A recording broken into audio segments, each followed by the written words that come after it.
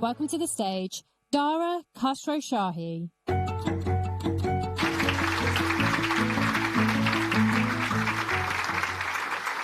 Hi, everybody, and thank you for joining us in our second annual Go Get Zero event right here in London. Sorry, everyone couldn't get seats. We apologize about that, but at least the interest is high, which is really terrific. So today we're going to talk about how Uber is leading the way towards a more sustainable, all-electric future. We've got some great stuff to show you, but first, before we get into it, I did want to set the stage a little bit. So these days, when you hear someone talk about leading the way with EVs, you might be thinking, wait a minute, isn't the momentum around EVs slowing down? And to some extent, you would be right, but that's just not the whole story. It is true that after a hot start, the growth of EVs has slowed down a little bit, especially in major markets. Traditional car makers are slashing prices and pushing back many of their EV goals. But the number of EV sales continues to rise, and at Uber, EVs are really taking off. So when we first set our climate goals around 4 years ago, there were less than 10,000 EV drivers, 82,000 EV drivers on the platform, making us the most widely available platform for EV rides all around the world. And those drivers have completed more than 500 million zero-emission trips. In top European cities, almost 1 in every 5 miles now happens in an EV. And here in London, it's nearly 1 in 3, which is pretty amazing. So why are EVs taking off on Uber? You know the old saying, don't knock it until you've tried it. Well, in a lot of places, it's actually really hard to try out an EV. You have to have a friend who's got one, or you got to go out and buy one. But at Uber is different. So we make it very, very easy for drivers to try out an EV. We've got test drives, we've got events, we've got rental partnerships, and of course we offer lots and lots of purchase discounts.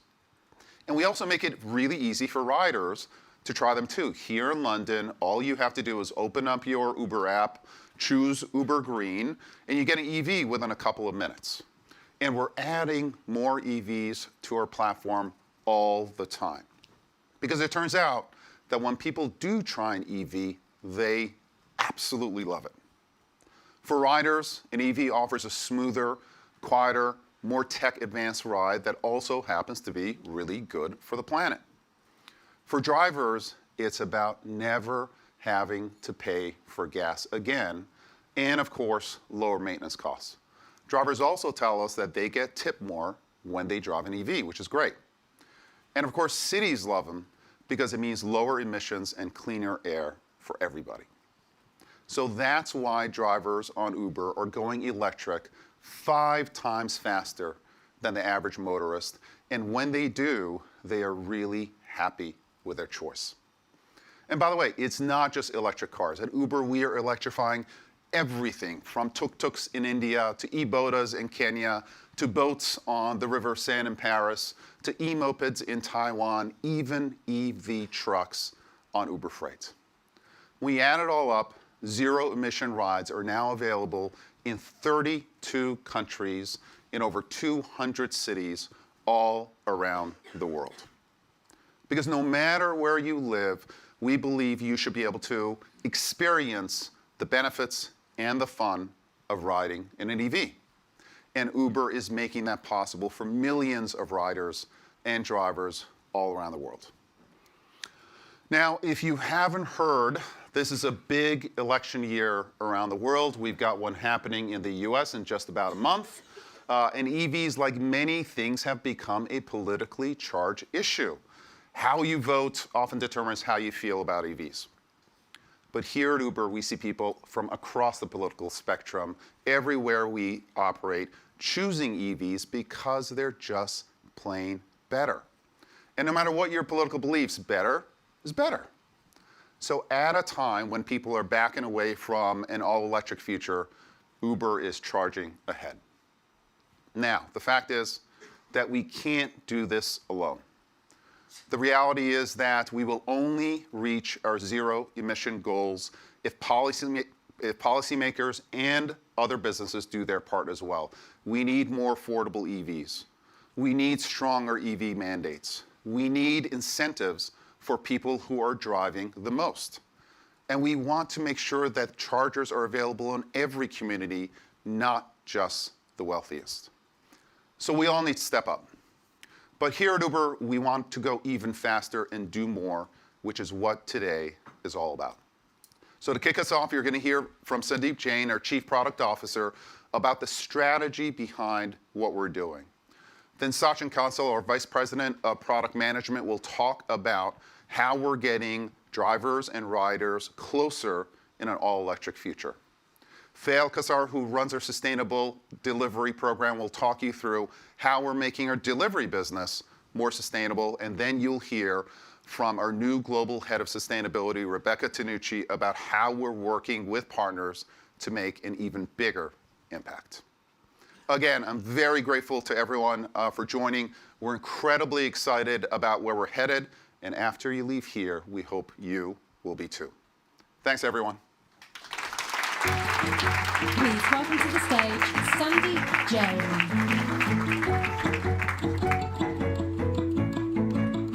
Hello, everyone. My name is Sandeep, and I'm responsible for our product and tech teams. To understand why we care so much about sustainability and electrification, it helps to see the bigger picture. And it helps to understand the scale and ambition of what we're doing here at Uber.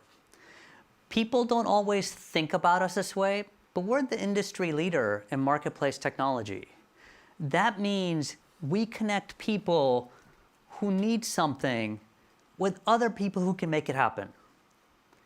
And we connect a lot of people, more than 1 million trips every hour.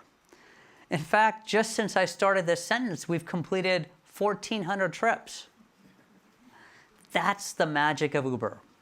And to help even more people get what they want when they want it, we need to make Uber easier, cheaper, more efficient, and more reliable than all the alternatives in the market. And if we're being honest, it's not always easy to do that in a sustainable way. Today, the sustainable way is not always better than the alternative. That's what we need to change. And we'll do it by building a future that's electric, that's shared, and that's autonomous. That's the idea behind Uber Green. When we first launched Uber Green, we offered rides in electric vehicles, and we also offered rides in hybrid vehicles. We did that because there weren't enough EVs on the road. Now that EVs have reached a critical mass, we're ready to take the next step. Here in London, Uber Green is already EV only. London is way ahead of the game. And today, we're announcing that Uber Green is going fully electric in more than 40 other markets around the world, including all of France, all of Australia, and major cities in the United States, San Francisco, Los Angeles, New York City. That means riders in these places can get a guaranteed zero-emission ride for about the same price as UberX. We've also expanded our access to shared rides, from Uber trains right here in London to Uber Shuttle and UberX Share, which are some of my favorite products. Shared rides, which puts many people in the same vehicle, is more affordable, more efficient, and results in fewer emissions. Today, UberX is available in about 70 cities, and Uber Shuttle, which puts even more people in the same vehicle, is available in 20 cities. And later today, in New York City, we'll launch Uber's first ever airport shuttle, providing ultra-affordable rides to as low as $18 from major transit hubs in New York to and from LaGuardia Airport, and more cities to come. Uber really can be a complement to public transportation. Finally, as you may have seen in the news over the last few weeks, we are bringing more autonomous vehicles to the platform And these autonomous vehicles are electric. Today, we have partnerships with more than a dozen autonomous vehicle companies, from Waymo in the United States to Wave right here in London. Eventually, they'll give our customers more choices, lower prices, safer rides. And just like with electric vehicles, more people will try autonomous on Uber than anywhere else. So you can begin to see where Uber is headed. Eventually, we'll have an all-electric network of both human-driven and autonomous vehicles, one that incentivizes shared rides and helps you get wherever you need to go when you need to get there.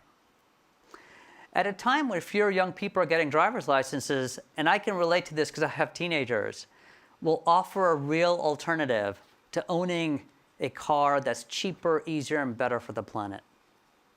And we'll get there not just with flashy announcements, but with small changes and improvements that add up to something big. That's what you're going to hear about today, and that's the kind of future we're excited to build together. Thank you. Please welcome to the stage Sachin Kansal.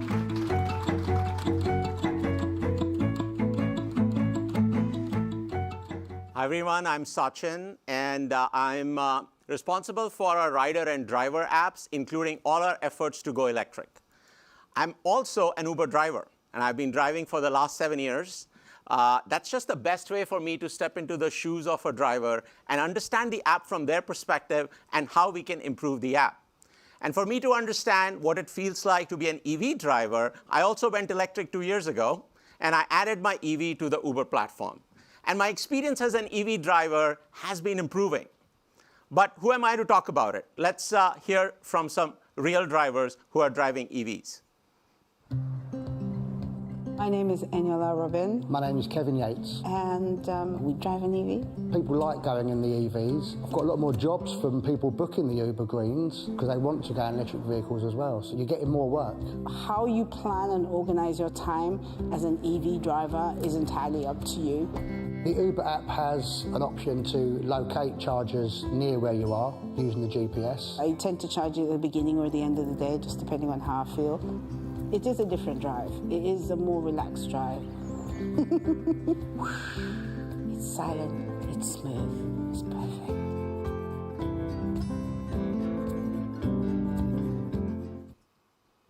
I don't think I could have said it any better. It's great that things are improving. Now, last year when we were here at Go Get Zero, we made several product announcements, especially in the area of charging. So it's good to see that things are getting better. And now, as Dara said, we have more than 180,000 drivers who have gone electric. But it's not time to celebrate yet because we have millions of drivers on our platform. So we have a long way to go. And we asked drivers, what are the main hurdles in their way from going electric? And the same concepts keep coming up. EVs are too expensive. There's a lot of confusing information. How do I make a decision between a petrol-driven and an electric vehicle? So that leads to inaction. And charging anxiety is still very real. These are all very valid issues. Transitioning from a gas-powered or petrol-powered car to an electric vehicle can be confusing and complicated, but it shouldn't be. And at Uber, it is our goal to make it effortless to go electric. So we need to help all along the way. Now, drivers go through 3 steps in their EV journey. They have to figure it out if it makes sense for them. They have to find and buy an electric vehicle or rent it. And then they have to hit the road and optimize their day-to-day. We want to help them on every single one of these steps. And let's start with the first step when they're trying to figure it out. And let's do that by following the journey of one of our drivers in London called Paula. She's 33 years old, and she drives a petrol-driven vehicle, the Kia Sportage. And she's been with us for 4 years. So she may be at the right time when she's considering a new vehicle. And our system understands that. So one day she opens her app, and she sees a notification for going electric. She can make 13% more, and she can save costs, and she can be eligible for Uber Green. As you already heard, Uber Green has been growing a lot. It has 10x'd in the last 3 years, so this is going to get her a lot more demand. So she's interested, she taps on the notification, and that takes her to an EV hub in the app, which is a one-stop shop for all information related to EVs, where to buy one, how to rent one, how to save costs.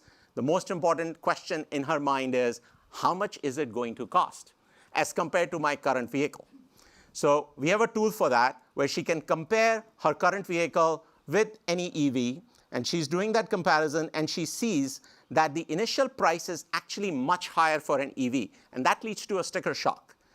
But when she calculates the price over a period of 2 years, it's even because charging is cheaper, as well as maintenance is much lower.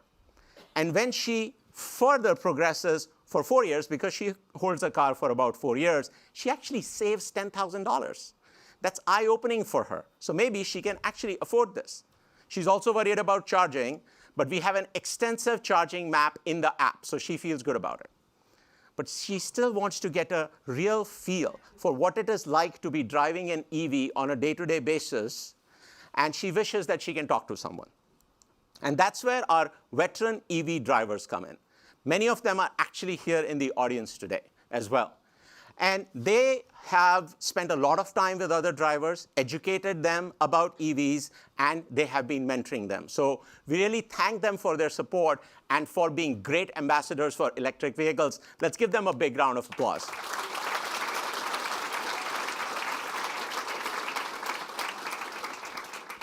And we are so inspired by their leadership that we are actually now going to bring an EV mentorship program in the app for drivers. So let's walk through how that will work. Paula goes through the app, and she chooses to chat with an EV mentor. She says, I'm interested. And then she specifies what language of communication she wants to use and what questions she's interested in. And now she's waiting for a match with a mentor. Now, at Uber, we know how a match works between a rider and a driver. So we can certainly figure out a match between a driver and a driver. And she gets matched with Marco, who's been with us for 6 years, but has been driving an EV for 2 years. He's done thousands of trips, so he actually has a lot of insights to offer. She just says, start conversation. And now she can start chatting with Marco. And initially, it can be a little bit of an awkward silence. So we provide some helpful questions as well for her to start. There's an easy one. How has his experience been? And he says, it's been great. And what are you most worried about? She's, of course, most worried about costs. So she asks him, I'm worried about ending up spending too much money. And he says, look, if you plan to keep it for 2 to 3 years, it's a no-brainer, because charging and maintenance is much cheaper. And charging, that worries her. So doesn't he end up wasting too much time charging? And he shares his own trick, that he charges when the trips are slow. So after lunch, before commute, and that's when it is much cheaper as well. And this is the kind of insight that she can get from a real driver. She asks him, which car should I buy? Well, he bought his car 2 years ago, so he doesn't know what the latest discounts are, so that's not something she can help with. And she thanks him, and he opens the door for continued future communication. Now, Paula really is happy with this chat, and that creates a connection, because even though technology can help us a lot, sometimes there's not a real replacement for a live conversation with a human being who knows what they're doing. So we're going to start the mentorship program over the next few months, and mentors will get compensated for their time when their mentees start their driving on an EV. So they get to help others as well as they make money. So now this changed her mind. She's in the market for an EV, and now she has to figure out what to buy. We provide a lot of information in the app. She can see all the popular cars here in London. But just like all of us go through a car buying experience, it's very confusing. It can be very, very overwhelming. So we're building something to help her out. And rather than just talking about it, I'm going to show you. Here's Paula's phone. And you can see it live there on the screen. This is the driver app that she uses every day. The big go button at the bottom, when she presses it, she's online. That's when she can start taking trips. But we're going to look at the icon on the bottom left, which looks like a star. She taps on it. And this is our brand new driver AI assistant that can answer a lot of questions for her, including at the very bottom, you see which EV to buy. She taps on that because that's what she has on mind right now. And the AI model is thinking and makes some recommendation. Now, these recommendations are based on, they're personalized. So they're based on her driving patterns, as well as what is popular in London right now. She gets 3 options, the MG ZS, the Kia EV6 and the Mercedes. And now she knows that Uber offers some discounts. So her first question is, any Uber discounts? So she types that. It's not easy to type in front of 200 people looking at you. I'm going to give it my best. And the system's going to think about it. And she's waiting for a response. OK, that actually knocked off the price for the first two cars quite significantly. She's interested in the Kia EV6. She already drives a Kia. And it has a good range and not too expensive. So she's going to say, tell me about the EV6. It's all being generated in real time. She gets a little bit more information along with the fact that 10 to 80% charging in 16 minutes. She uses a petrol car. She has no idea what does charging mean and how long should it take. So she says, is 16 minutes normal? Should it really take that long? She finds not only is it normal, it's actually one of the shortest as compared to a lot of other cars. So that sounds really good to her. And the other question she has about charging is, do I need a home charger?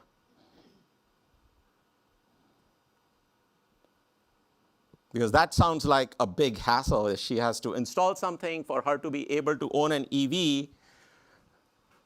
And the assistant tells her that the home chargers are the cheapest, but London has an amazing public charging network, so she doesn't have to worry about it. So she's very happy with it.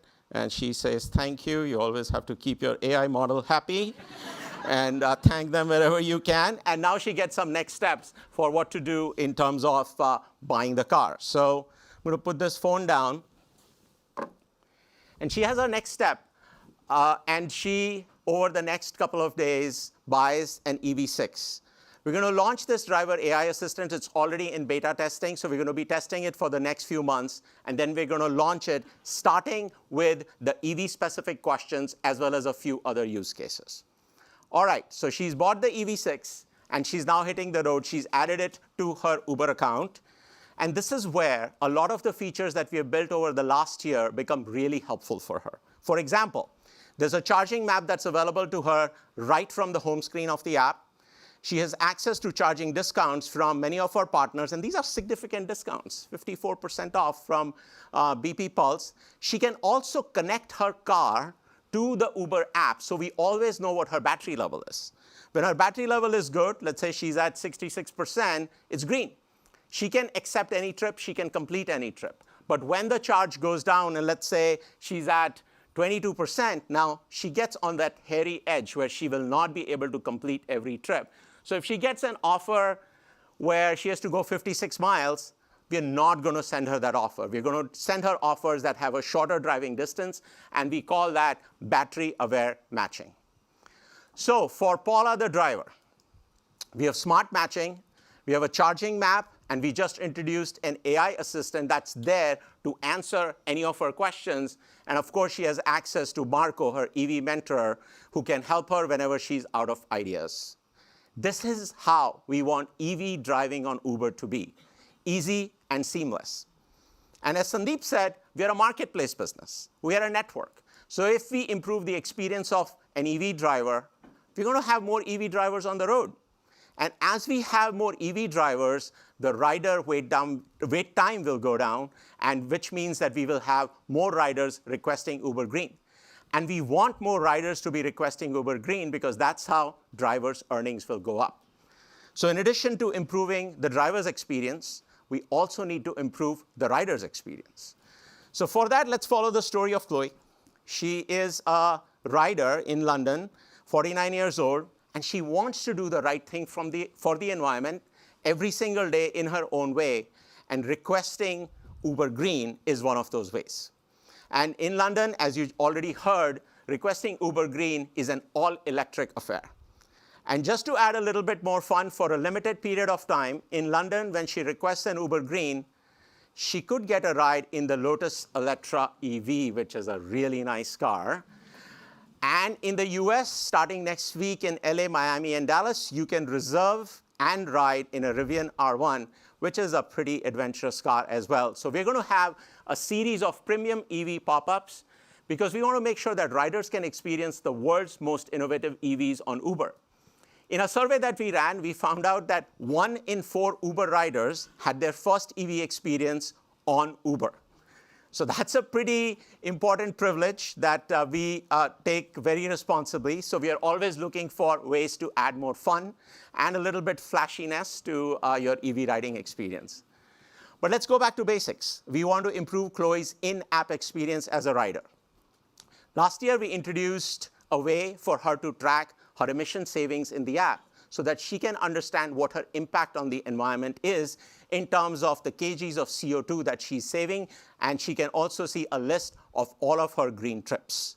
So what we found was, as riders were able to track their impact, they actually requested Uber Green more, which is fantastic to see. So we're going to double down on that, and not only will we let her track her impact at the end of the trip, she should be able to track her impact throughout the trip. So let's say she's requesting an Uber Green. She is on her way here to the Science Museum. And even when we are matching her or looking for a driver for her, she sees that we are finding an electric vehicle near her. Subtle, but very important reminder. And when she actually gets matched with an EV, there's an explosion of green in celebration of the match with the driver, and she sees the information. And then when she is in the car, she may actually not be in the Uber app. She may be on the home screen of her phone. And through iOS Live activities, as well as Android Live updates, she can see her drop-off time. She can see how much CO2 she's saving. And she can see a trail of green that she's leaving on her way. We are very serious about being green, but we have to have some fun in the app in the process. And then she goes to the rating and the tipping screen, and she's reminded this was an EV trip. And as Dara said, EV drivers do get tipped more. And that is a great perk of being an EV driver. She gets to track all of her emissions in the app, as you previously saw. But emission reduction is not just about electric cars. There are many other means. For example, bikes and scooters. So we have a partnership with Lime in many cities in the world, as well as Tembisi in Latin America. And now those emission savings will also be tracked in this central hub. And of course, when you share your ride with someone else, that's saving emissions. And of course, it is saving some cash as well. So this is now a one-stop shop where you get to track all of your savings. And by the way, this adds up over time. From the last time we were here for Go Get Zero 1 to today, riders on Uber cumulatively have saved 89 million kgs of CO2. And this is not just tracking your impact in some fancy mathematical unit that a lot of people may not understand, but this is tracking your contribution to the future of the planet, and that's very significant. And we're going to raise the game a little bit because we're going to have a competition. So the rider in London who clocks the highest emission savings from now till November end will get free Uber rides for the next 10 years. I can see some people already starting to request trips, but we're going to ban that until the end of the event, so please hold off, just in case you needed another reason to do something great for the environment. But it's not just all fun and games. There are scenarios, tricky scenarios for riders like Chloe. So we hear from her and other riders that, yes, I use Uber Green most of the time, but not all the time. Why? Because of wait times. While we have a lot of EVs on our platform, we do have a much larger number of non-EVs. So she has to open the app, and if she's in a rush, she has to look at my wait time for UberX and wait time for Uber Green, and then I have to make a decision every single time whether I use Uber Green or not. Now, that's a very inconvenient way for someone to be green, and we want to fix that. So next time she opens the app, she sees a banner for an EV preference. She taps on it, and she goes to the settings screen where she can turn on the permanent EV preference. Let's talk about how that works. If she requests Uber Green, she'll get an electric vehicle. But when she has this setting turned on, even if she requests UberX, we will first match her with an electric vehicle as long as it is close by without too much extra wait time. So let's say if an Uber X is 4 minutes away, but a Uber Green is 6 minutes away, we'll match her with the Uber Green as long as she has the setting turned on. But if X is 4 minutes away and Uber Green is 8 minutes away, then we will send her the closest car. So now she doesn't have to decide every single time. She can just set it and forget it and let Uber do the work in the background. We're going to launch the EV preference over the next few months, and we think that it is going to help a lot of riders go green. So we looked at our feature set for the drivers. And for riders, we have the EV preference. We have the brand new emission savings, the premium EV pop-ups, as well as the all-electric Uber Green. Going back to the fact that we are a marketplace business, a network business, we improve the experience for the rider, and they take more EVs, which increases the earnings for EV drivers, which gets more EVs on the road, which reduces the wait time for riders and improves their experience. And the circle just keeps going on and on. It's like a flywheel. You can call it a green flywheel. And every single time that we launch an innovation, we are moving that circle a little bit faster. And in the process, we are making the world a little bit cleaner and a little bit better for everyone. Thank you very much. Please welcome to the stage, Faye Alcazar.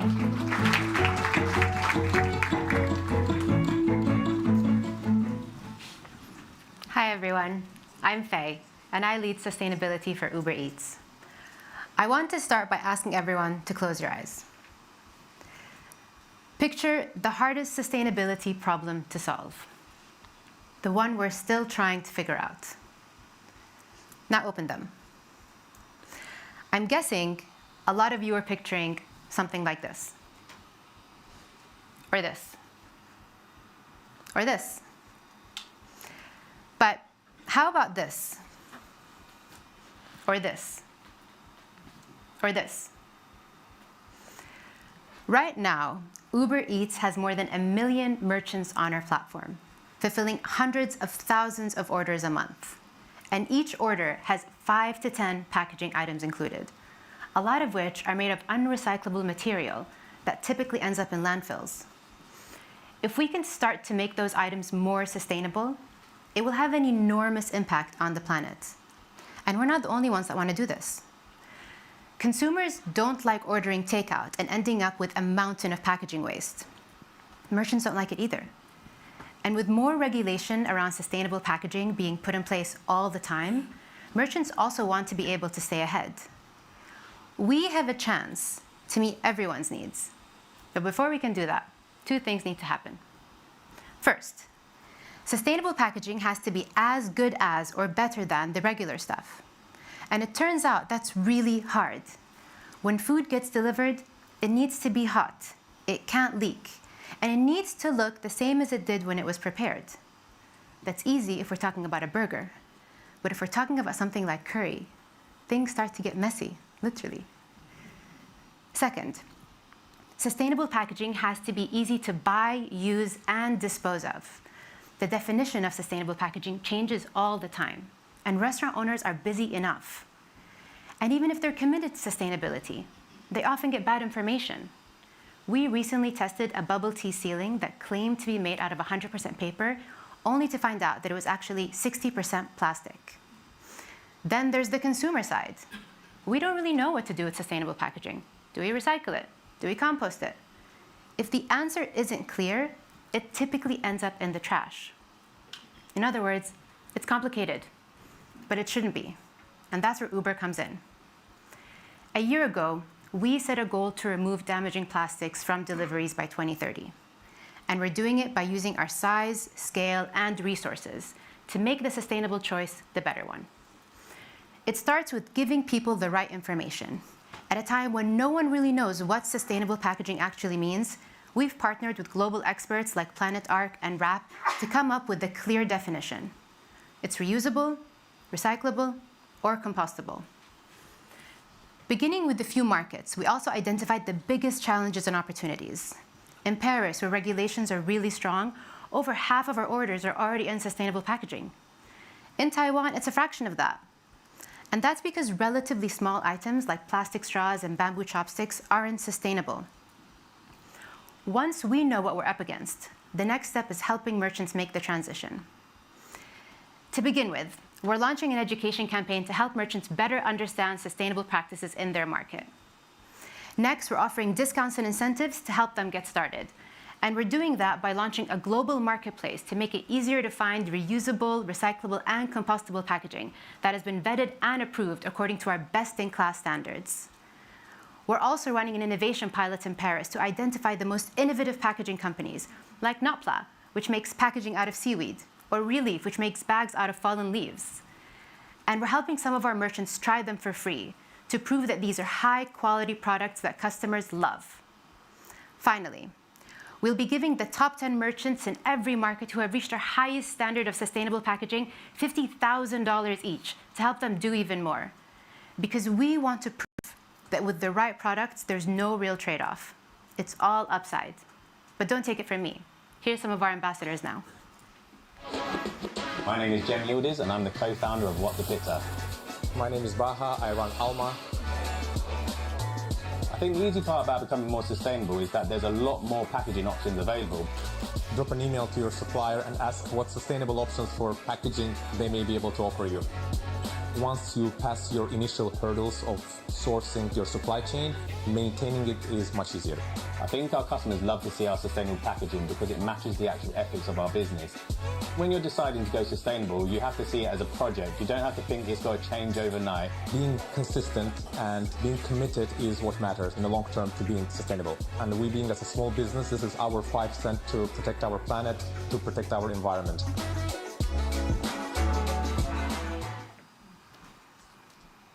Last but not least, we want to make it easier for our customers to purchase products from more sustainable sources.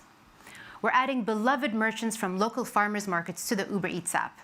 Beginning in New York and LA, customers can now get farm-fresh produce and goods from local favorites delivered straight to their door. We're also launching the Climate Collection on Uber Eats. Starting today in the US, we'll be making products from climate-conscious brands available for easy delivery. Think Kuyana, Credo Beauty, Trashy, L'Occitane, Aveline Wine, Stasher, and soon Allbirds, all at the tap of a button. It's all about proving with actions, and not just words, that sustainable choices can make sense for merchants, delight consumers, and minimize impact on the planet.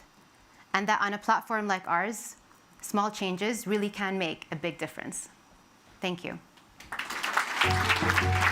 Please welcome to the stage, Rebecca Tanucci. Thank you, Faye. Hi, everybody. I am so excited to be here for my first Go Get Zero event. I'm new to Uber. I'm a noober, but I'm something of an old-timer in the electric vehicle space. Most recently, I worked at Tesla, where I led the team building out our charging infrastructure worldwide. So I've seen the industry go through ups and downs and everything in between. And I'm here today to tell you that no company, and I really mean no company, is better positioned to make an all-electric future a reality than Uber. Here's why. First, at every level, Uber is stacked with super-driven people who aren't afraid to take on audacious goals. That's the #1 reason I came to work here. If you want to change things, you need people who run towards hard problems, not away from them. Second, as Dara said earlier, Uber lets people know that EVs are an option and makes it easy to try one. And that's exactly what the industry needs right now. More ways for more customers to easily experience EVs. At Tesla, that's what we dreamed about. Because when people actually try an EV, they realize it's so much better than a gas-powered car. But without these opportunities to try EVs, we're seeing car makers back away from their EV commitments, worried that EVs are just for early adopters and that a broader base of customers just isn't there. And when car makers back away, charging providers hesitate too, because they're not going to build expensive charging infrastructure if there's no demand. And of course, EV-curious consumers won't go electric if there's no place to charge their vehicles. So the whole industry kind of gets stuck. But Uber can be a catalyst that gets the whole thing unstuck. We can make it easy for our customers to get familiar with EVs and for our drivers to try one. That's part of the reason we're partnering with BYD to get more affordable EVs into drivers' hands. And we can optimize charging. As someone who has owned only EVs for over 15 years, I can tell you that the EV experience can be magical. But magical means charging has to be ultra convenient. Again, Uber can help here. We know how many EV drivers we have in certain areas at certain times, so we can help figure out where and how much charging to build. That's why we're working with Revel in New York City to expand charging access in underserved communities. It's why we're investing in another startup called It's Electric that's building innovative curbside charging. And it's why today we're announcing a new partnership. Octopus Energy and BYD will co-fund a charging bundle for 1,000 Uber drivers that delivers the cheapest charging in the UK. The bundle includes free home chargers worth nearly £1,000 each, the intelligent Octopus Go tariff, and 8% off public charging with the award-winning Octopus Electroverse network. This is the first partnership between Uber, a power company, and an EV manufacturer, and it will meaningfully reduce charging costs for drivers. Clearly, we cannot get to zero emissions alone. We want to be profitable and sustainable. And that requires real work to drive down costs and partnering across the industry in never-seen-before ways. But if we do it, and when we do it, it will be good for drivers, for riders, and for our cities. And ultimately, it will set Uber apart from the competition. So that's the vision we're marching towards. Faye just talked about how we've begun piloting some innovative packaging alternatives in Paris and then introducing those startups to our merchants. And we're excited to take this even further through our partnership with the Earthshot Prize, an organization launched by His Royal Highness Prince William to scale the most innovative solutions to the world's greatest environmental challenges. Together, we're working with climate innovators, especially those tackling the barriers to electrification and sustainable packaging, to help them grow and reach more people. You heard about Notpla, which is one of the Earthshot Prize winners. And just last week, we announced our first Earthshot pilot with Enzo to give drivers in the UK and the US access to their range-boosting, pollution-saving tires. And we're just getting started. Innovation is in our DNA at Uber, and we're going to need a lot more of it to truly tackle the climate crisis. But that's how we're going to build a future that's more sustainable, more profitable, and just plain better for all of us. So, while I may be new to the team, I'm so happy to have found a company full of like-minded people who are all leading the charge. Because if we can make the sustainable choice the better choice, that's good for everyone. And if we can electrify Uber, we really can electrify the world. Thank you all so much for coming. Please welcome to the stage Jill Hazelbaker and Shailene Woodley.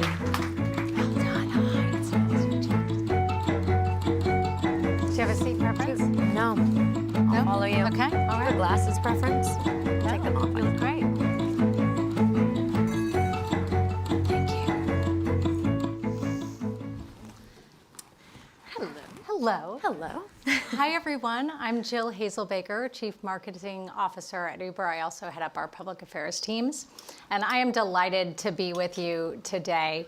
Now that you've heard from our product leadership about what's ahead for Uber, I wanted to shift gears and talk about the climate crisis more broadly, and specifically some of the things that we can do to embrace a more climate-conscious lifestyle. So, you know that today's special guest is an award-winning and incredibly talented actor, but it doesn't end there. When she's not in front of the camera, she's actually on the front lines doing incredible work to protect the planet. So please join me in giving a very warm welcome to Shailene Woodley. Thank you. Before we start, yes, you guys are incredible. Oh. No, really, that was unbelievable. I feel I kind of feel a little bit speechless, to be honest. I feel so moved, and I just want to say thank you. Well, thank you so much for spending time with us today. We're absolutely delighted that you can be with us. When I was getting ready for this interview, one of the things that I read about you really stuck with me. You said, I'm not a good actor. I'm actually just a professional listener.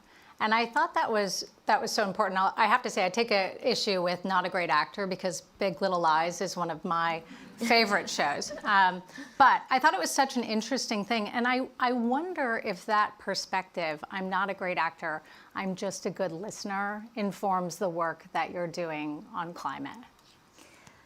I mean, I guess so, yeah, they're very related. I mean, to me, this is a cheesy thing to say, but listen and silence have the same letters, which I geek out about these types of things.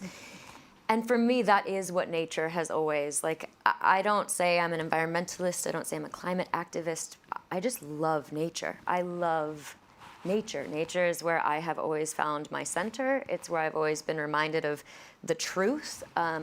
I feel like it brings me back to simplicity and what really matters in life, my core values.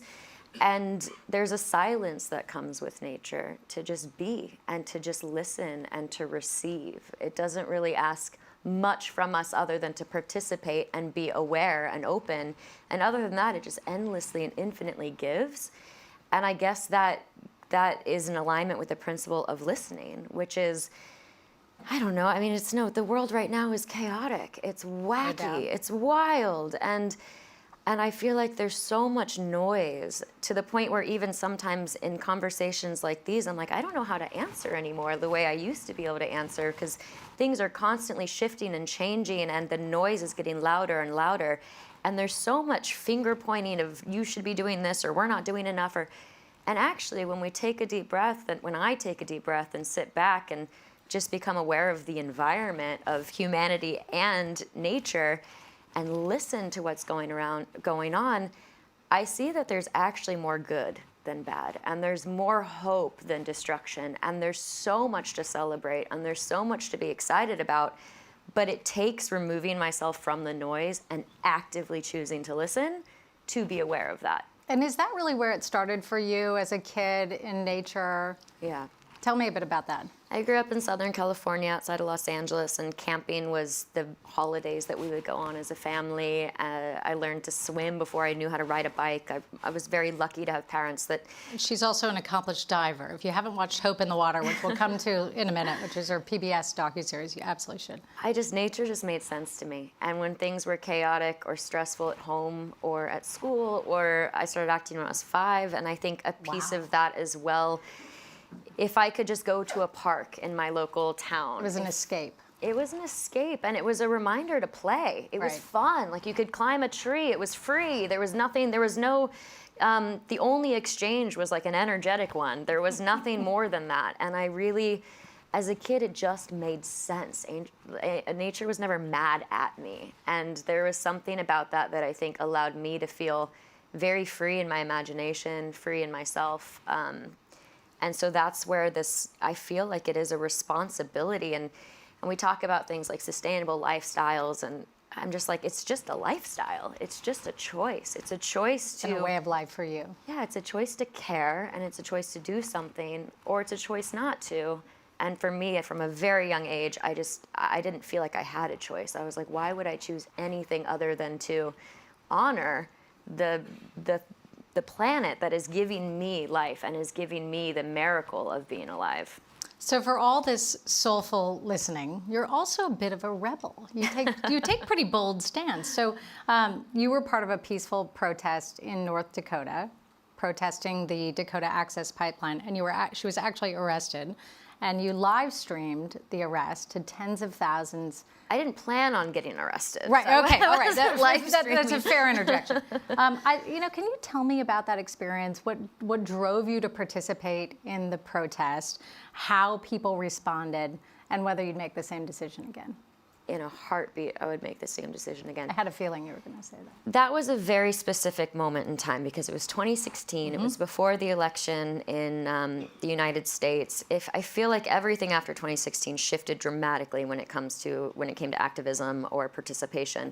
But at that point, it was when that protest started. It was started actually by the youth, an indigenous community in North Dakota called Standing Rock Tribe, and most people don't know this. It was a group of kids between 8 years old, 6 years old, to 21 years old who came together and said, we've been fighting this pipeline in the government, in the council for many years, and nothing has changed. We want to protect our land. We want to protect our water. And they ran from North Dakota to Washington, D.C. by foot. Wow. This group of children. Is that how you heard about them?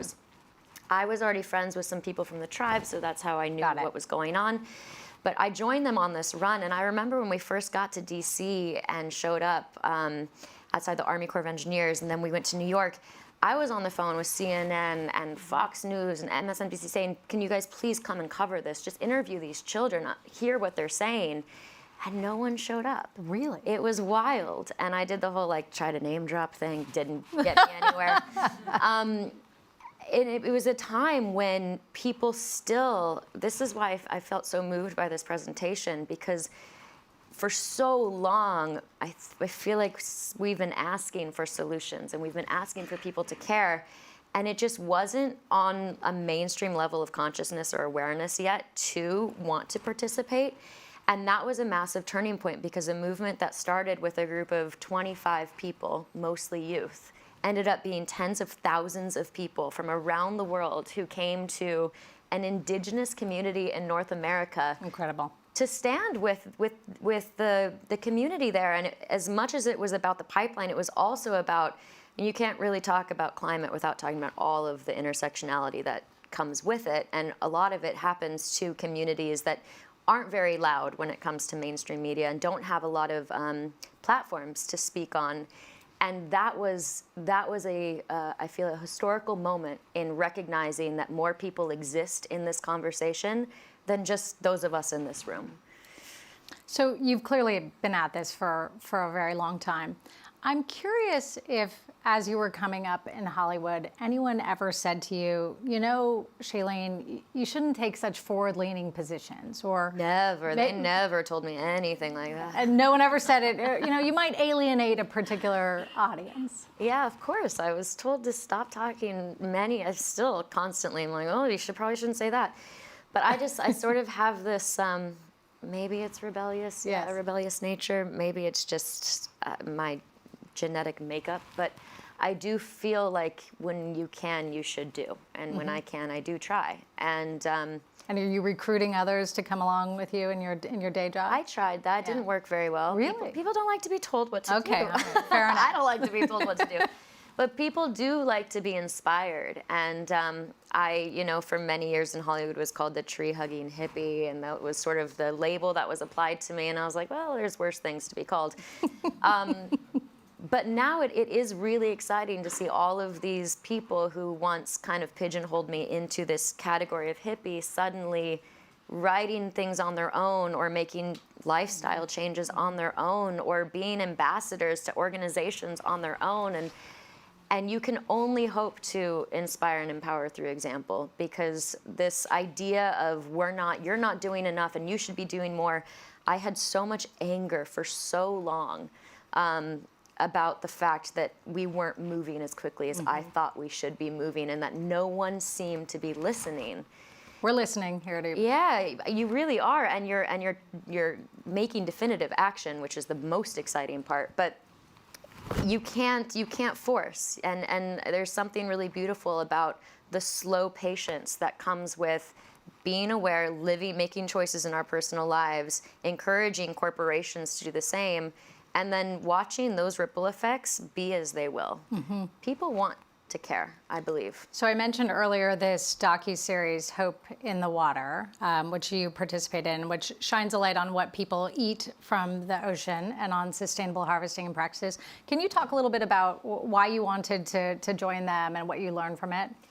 I learned so much. I didn't really know anything about blue foods, or I knew a little bit about how we could help the oceans, but I didn't know much about the food ecosystem there, apart from fishery, overfishing, all that, the kind of basic information. David E. Kelley, who is the showrunner and writer and creator of Big Little Lies, reached out to me because he's also a fish farmer that I didn't know about. Who knew? Who knew? A very successful one. And he reached out and said, hey, I'm working on this docuseries with PBS, and I think that it's right up your alley. I would love for you to be a part of it. And I immediately said yes. And it's really innovative what this series has done. And I encourage everyone to watch it because it is so educational. But it basically informs us. It's also beautifully shot. It's beautiful. Yeah, it's just a feast for the eyes and can be for the stomach as well. But the whole idea is that it encourages and educates us to understand that our seafood choices, whether it's going to the grocery store or fishmonger, and instead of buying salmon, going, all right, well, I guess I'm going to try the mussels, or I guess I'm going to try this fish that I've never heard of, how that actually has a massive effect on our oceans. And the ocean to me is something I'm very passionate about because I'm a surfer and a diver, and I just could spend all day, every day in the water. And yet, I've been on some trips. I went with Greenpeace, 5-6 years ago now, into the middle of the Bermuda Triangle, where there's one of the largest trash vortexes of microplastics. Wow. And we were in the water, like thousands of nautical miles from shore, diving, and it was so clear. It was the idea of a picturesque holiday type of ocean. Mm-hmm. And the minute that we actually employed the tools that they had to perform research on the water and the microplastics there, when they took the net out and I saw hundreds of thousands of pieces of microplastic that with my eye I could not see. Wow. It was chilling, and it was the first time that I actually was like, oh, maybe there is no hope. This is a disaster. And so that to me was when I really decided I needed to become more educated about the sea, and fishing is such a massive part of it, and the way that we consume food. And also, in our Western cultures, it's very easy to kind of look at things from a consumer standpoint. But in most areas of the world, this is just livelihood. Mm-hmm. The way that they interact with their coastlines and their shorelines, it's the way that they feed their families. It's their local economy. Exactly. And so the show, to bring it back to that, was very inspiring to me because it talks about how it elevates and encourages local economies by connecting certain people with their communities or with bigger cities or with their governments, and with how food and our interaction with it specific to the ocean can be something that not only sustains an economy, but also sustains the ecology of a community. Your comment about optimism is something that I want to pick up on. As we mentioned earlier on in the presentation, we just partnered with Earthshot, an extraordinary organization, which I know you're very familiar with, that you gave the Revive Our Oceans Prize at Earthshot Awards in Boston a few years ago. And one thing that's really struck me about working with the Earthshot team is, in addition to being unbelievably impact-focused, which is very much in Uber's DNA, they bring a lot of hope and optimism to this issue. And we covered some of the barriers and the challenges that the world is facing when it comes to going green. But I wonder how you stay optimistic, how you stay hopeful, because I'm really struck by what their team is doing. Despite these monumental challenges, they're just plowing forward with a lot of grace and a lot of optimism. I'm sort of just eternally optimistic, which is a sunny side up California girl. Very much so, because I really love life. It's kind of simple for me. Every day I wake up and I just kind of can't believe that we exist. And when I look at things from when I get stressed or anxious, it's because I'm stuck in this very this small lens of the world and my little issues and my relational issues and my work and my job and my me. And the minute that I kind of take a deep breath and zoom out, I'm like, wow, things are actually pretty great. Like things are pretty good for Shailene Woodley. Well, no, but forever, like we're alive. Yeah. And I think it's a simple thing to say, but if you really kind of sit with it in the awe of that and the wonder of that, and the wonder of being alive, that sort of childlike, youthful perspective on the world, it takes easier. You back to optimism. Yeah, it's easy to be optimistic. And then you see organizations like Earthshot that is. What Earthshot is doing is they're simply providing a platform for so many people who are doing the real work around the world. And it's companies like that, it's innovators in the world, it's people who wake up and go, you know what, I'm going to dedicate my life to something that might not ever make me any money, but at least I know when I put my head on the pillow at night, I'm leaving the future generations a better world, a world love that said, I cared about you. And there's many organizations. There's one in North America called Indigenized Energy, which just blows me away. It was created by a friend of mine who's a Native American, and he's basically bringing solar to Native American tribes around the country and educating them on how to work with solar. So now they're in charge of their local economies as it pertains to power and energy, and then can sell that back to local communities. There's so many ways to be innovative, and there's so many people who are doing it. We just don't hear about it because a lot of people like reporting about fear. And when it comes to climate, words like climate and sustainability can be very decisive and very polarizing because somehow the earth has been politicized, which still boggles my mind, how you can politicize the earth. But it has been done, and it really does take, all of us are a piece of this puzzle. And I think if you guys can do anything today, it's just really being conscious and aware of the way that reporting happens as it pertains to this subject, because it is a responsibility to future generations. And it's very easy to lean into the fear. It's not as easy to lean into the optimism. It's amazing to have someone like you who's showing leadership and amplifying that. I'd love to ask you a little bit about your daily life and the choices that you make. I read that you buy secondhand, that you unplug your electronics, that you eat farm to table, that you made your own toothpaste, which sounded like a high bar for me to clear, but I'm impressed by it nonetheless. And I just love to talk about some of these daily decisions that you make in your own life and how you think about that. You named a lot of them. First, I'm not perfect. Like I got very juiced when you guys talked about the sustainability efforts as it pertains to Uber Eats and merchant packaging, because that's massive. And half my life on a film set, when I don't have a kitchen that I can cook in, I'm Uber Eats eating to work. Thank you for being a customer. I'm a true customer.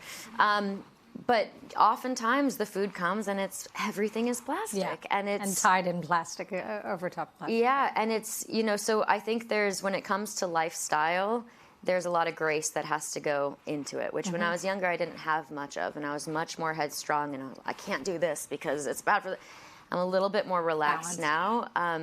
Only because the wheel does turn slowly, and it's kind of a chicken and the egg situation.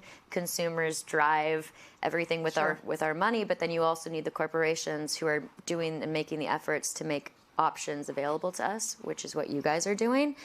But in my lifestyle, I'm constantly around the world, and I'm on planes all the time. I am eating food out of plastic. There are plastic water bottles.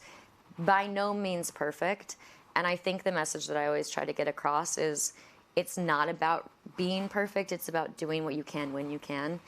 Whether it's unplugging appliances, which here is so much easier because you can just flip a switch. Yes. You don't have to unplug everything in the house. Or it's being mindful of your water usage. It's being mindful of, do you actually need that bag of crisps? Or are you just going to eat it because it's kind of emotional eating, and now there's another piece of plastic that's single use, that's in the trash, and you didn't need it in the first place? I think for me, it's constantly just asking myself these questions and going, all right, you know what, right now I do need water, and this is my only option. I'm going to drink out of this plastic water bottle. Next time, maybe I'm not, because next time I'm going to have my stainless steel water bottle or whatever it is with me. But it's just, I think all we can ask is being aware and doing what we can in every single moment with that awareness. Can I ask you about fashion? Yeah, of course. So you work in love Hollywood. fashion. Well, you always look amazing. So where you work in Hollywood, where, like it or not, the expectation is that you're going to turn out in something new and something beautiful every time, fashion forward. And I wonder how you think about that aspect of your job married to the sustainability goals that you have for yourself. I mean, I think about it so much, and not just because of Hollywood, but because of fast fashion, fashion in general, the way all of us choose to dress. Most of my clothes do come secondhand, and there's wonderful companies now like The Real Real, where you can find incredible pieces and then also sell them back, and it creates this really fun, it's a really fun system to interact with. And a lot of people don't know in Hollywood, when we look really pretty on these red carpets, we give everything back at the end of the day. Like, you don't keep any of it. It's all just for show and tell, basically. So that. So the clothes are being reworn. Huh? So the clothes are being, yeah, you get it and you're like, whose deodorant is this? That's not mine. Like, it's just sort of the way it goes. But so in that aspect, I actually think Hollywood is pretty circular. Mm-hmm. But fashion in general is a massive issue. Yeah. It's a massive issue when it comes to the environment, when it comes to labor workers, all of it is it's so complex. And for me, the greatest way that I can kind of be aware and change my daily habits is to be more invested in secondhand. Mm-hmm. And as consumers sort of drive the market, secondhand options are becoming more available, far more easy than they used to be. Yes. And you can find really high-end luxury things if that is what you're into, if fashion is something that you really want to invest your time and your money in. It's all available. You can find thrift stores, or you can find these high-end luxury vintage stores. And so that's what everything apart from the socks I'm wearing is secondhand. So we talked earlier on in the presentation about how consumers, especially Gen Z, are making decisions based on climate and trying to be climate conscious. But there are still some barriers. It is still perhaps more expensive. It might take a little bit longer. What are the trade-offs that you see in your life, and how do you talk to people about this when you're evangelizing? I mean, those barriers are very real, and it's a hard fact. It's most of the options to live a more sustainable lifestyle are very expensive, mm-hmm. and a lot of them are inaccessible to most of the world still. And so for me, I come from a family who worked in coal mines and who were the plumbers in America and who kind of built America with their hands, a very kind of labor worker family. And when it comes to the conversation of climate, if I use that word, it is instantly shut down. Really? Oh yeah, there's no way. This is a dinner table discussion. Not my immediate family, okay. My extended family, yes. Oh goodness, you cannot use those words without you young millennial girl. It's just like you instantly get shut down. You're honing your arguments at home too. Completely, but it's again, to go back to inspiring. I went to visit an aunt and uncle earlier this year, and I showed up in my electric vehicle, and my uncle was like, "Oh, you're about to," just kind of being curmudgeon-y about it and going on and on about these, the left and the progressives and this whole thing. And I was like, it's just a car. Let's go for a ride. And he was like, "Ugh." And he finally went for a ride. And I was like, why don't you try driving it? Uh-huh. And he drove it. And he was like, oh my God, this is so fun. This is incredible. Like, I could just push, look how fast we went. And instantly, in 2 seconds, his entire paradigm shifted and started talking to my aunt. And he's like, well, maybe we should invest in one of these. Maybe this could be. And so for me, it's learning the language too, right? You have to figure out, where can you meet someone, and what is that intermediate language, and how can we interact? And one of the things I loved the most, sorry to keep bringing up the presentation, but I truly dug it, was the mentorship program. Yes. That's so smart, because when it comes to things like access and expense, you want questions. People are just curious. People don't know. Sure. And you can't know until you know. And then once you know, you can't unknow. But then if the information isn't there on how you can participate, it can feel isolating. Mm-hmm. And it can actually turn you in the other direction, because you feel like it's a group. It's a movement. That's not inclusive. Right. And so being able to talk to people from all walks of life, from all areas of life, and recognize that we do all have our parts. There are there are scientists who have been invested in this in years. There are investors and funds that are, I'm so grateful that those people do that work, because that is not my piece of the puzzle. My mind doesn't work that way. But my piece of the puzzle can come in here, and we all have to participate, and that's how access is granted. So when it comes to saying, well, in order to be sustainable, you have to eat a certain way, you have to only invest in certain products, that's just not realistic for most of the world. But what is realistic is going, okay, what do you care about? Your children. Let's have conversations on one small change that you guys as a family can make in your household, and then see the ripple effects of that in your community as it pertains to your community and the access that your community has. that does something. So you saw that we launched the Climate Collection on Uber Eats, which I'm so excited about, with some great brands, Allbirds and Credo and Kuyana. Are there brands or products that you would love to see in that collection?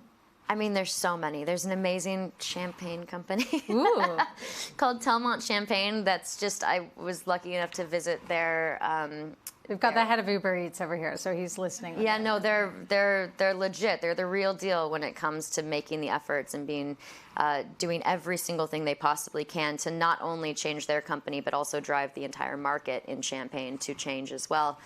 But there's also, I mean, there's green dry cleaning, dry cleaners that are changing their systems to be toxic free and to be more environmentally friendly. Like, these are things that I think about more than an individual product or an individual company. It's what are the systems that can change, and how do we reward the people who are doing the hard work in the beginning, as it is more expensive and it is scary, and you do wonder if people are going to participate the same and if they are going to pay more. Eventually, those prices will come down, but the more that we can highlight and reward these companies and these small businesses, like what you guys, the coffee shop that was in there, for doing the right thing, it will incentivize everyone else, and that's what I get. That's what I get juiced on. Well, Shailene, thank you so much for being here today. You are an incredible leader, and you're such an action-oriented and passionate person. And you remind me so much of what we talk about and what Dara talks about at Uber, which is that climate's a team sport. It's on all of us to work together to protect the planet. So thank you so much for being here, and thank you for all that you're doing. Thank you. Shailene Woodley, everyone. And with that, if you'd like to join us upstairs to experience some of the things you heard about this morning, please. Thank you so much.